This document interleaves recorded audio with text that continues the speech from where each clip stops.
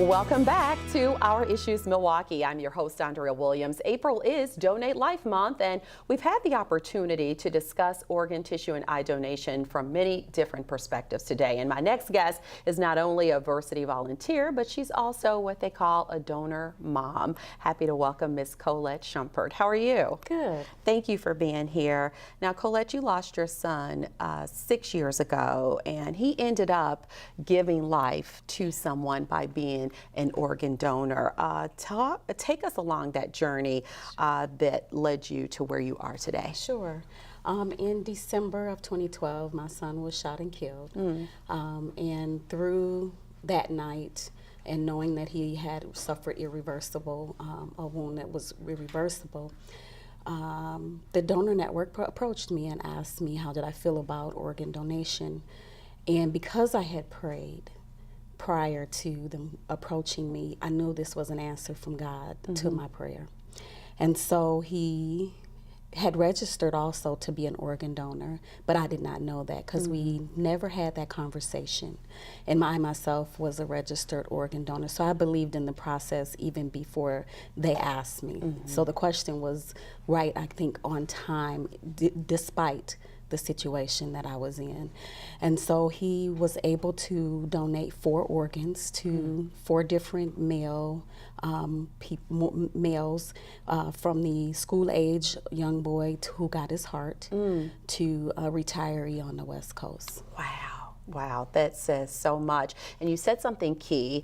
A lot of times when I'm hearing these conversations, especially organizations like Versiti, they always emphasize the importance of talking to your family members about being a donor so that if something happens, God forbid, your family's not thrown off. They're already grieving in a situation to be hit with something that they weren't prepared for. So that conversation's extremely important. Very important. Yeah. So you mentioned that you are a registered organ donor, and so am I. So hopefully that tells people at home that, you know what, we are not just talking to talk. We are right there on that list. You have a big event that's coming up because you understand what it's like to lose a child, and a lot of people can't even imagine what that's like. But you've thought about other women who gone through what you've gone through, regardless of how they lost their child, and you've come up with a special event to help them and to bring everybody together. Tell us about it. Yeah, the event, it's through a nonprofit organization that I formed this year.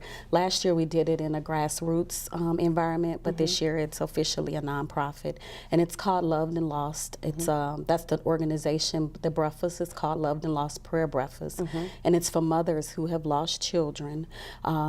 The unique thing about this breakfast is that it is no matter how you lost your child. If it was a miscarriage, if it was by violence, if it was 3 days ago or 20 years ago.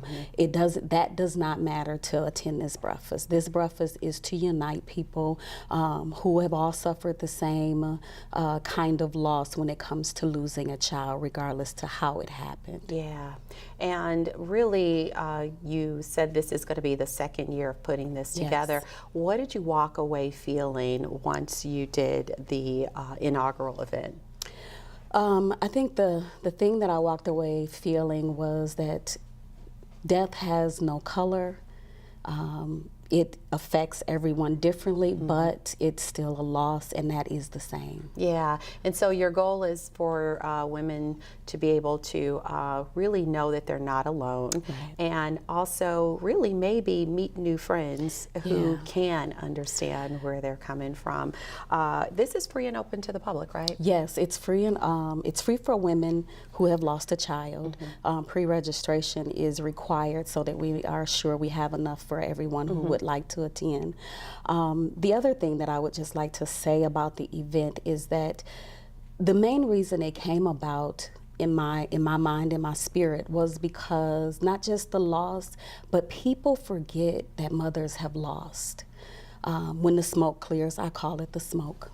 when everybody goes home from the funeral, and mothers have to be left to contend with the fact that they no longer have a child and live the rest of their life that way. Yeah. And everybody else kind of goes back and deals with their own lives, and they don't necessarily just forget. Mothers will never forget. And so I wanted this event to let them know, we haven't forgotten, whether I know you or not. I haven't forgotten the child that you lost on this journey. Well, thank you so much for coming by. Colette Shumpert is a pastor, mentor, and life coach. She also volunteers for Versiti and invites the community to her free event, Loved and Lost Prayer Breakfast. For more information on that, you can visit welovedandlost.com.